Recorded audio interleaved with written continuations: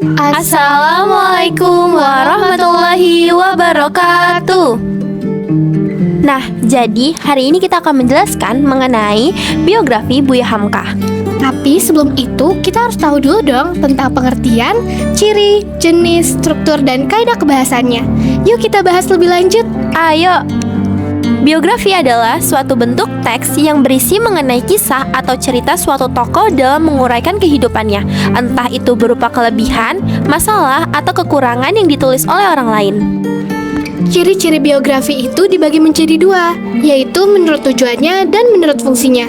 Menurut tujuannya, biografi memberikan pengetahuan perjalanan hidup seorang tokoh pada pembaca, memberikan pembelajaran dari kehidupan tokoh tersebut, dan memberikan contoh atau teladan dari tokoh tersebut. Menurut fungsinya, biografi menganalisis dan menerangkan kejadian-kejadian hidup seseorang, memberikan pengetahuan mengenai kelebihan seseorang dan latar belakangnya, dan memberikan informasi berdasarkan sudut pandang orang ketiga. Jenis terdapat dua, yaitu jenis berdasarkan penerbit dan jenis berdasarkan isi. Jenis berdasarkan penerbit adalah buku sendiri.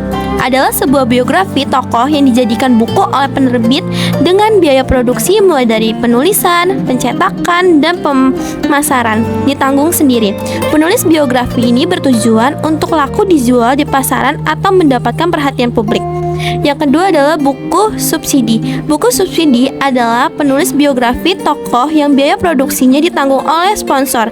Biasanya biografi seperti ini dilihat dari segi konvensional, tidak akan laku ataupun jika laku harga jual terlalu tinggi sehingga tidak terjangkau.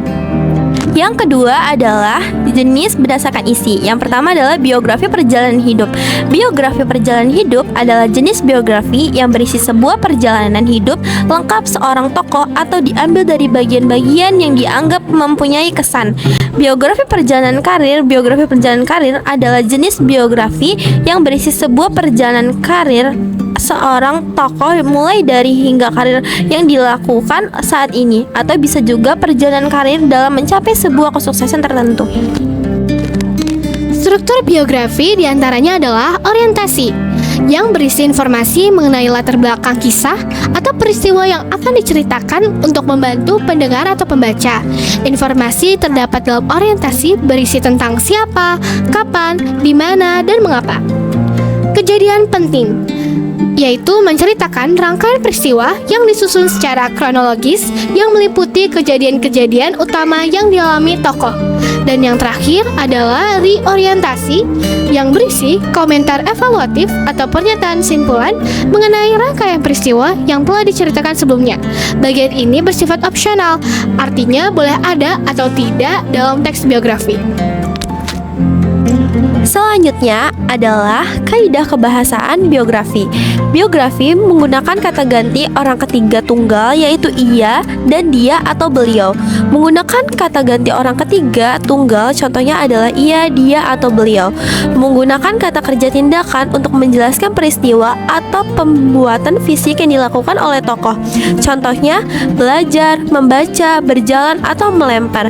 Menggunakan kata deskriptif untuk memberikan informasi rinci tentang sifat-sifat tokoh, contohnya seperti genius, rajin, atau ulet.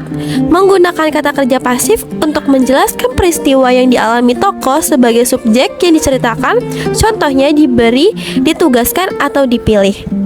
Menggunakan kata kerja mental dalam menggambarkan peran tokoh, contohnya yakni memahami, menyetujui, menginspirasi, atau mencintai. Menggunakan kata sambung, kata depan, ataupun nomina yang berkenan urutan dengan waktu, contohnya sebagai berikut, sebelum, sudah, atau pada saat.